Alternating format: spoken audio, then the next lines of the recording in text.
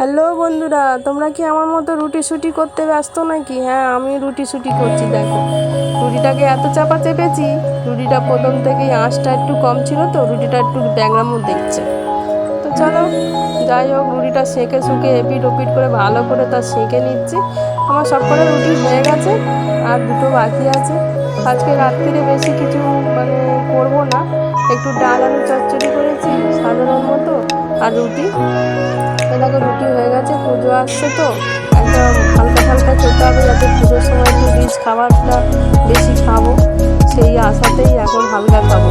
সেই জন্য ডাল আলু, দেখো একটা কাঁচা লঙ্কা, লাল পাকা লঙ্কা ফোড়ন দিয়ে আর পাঁচফোড়ন ফোড়ন দিয়ে আলু পেঁয়াজ কুচিয়ে রুটির ডাল দিয়ে এই চচ্চড়িটা করেছি।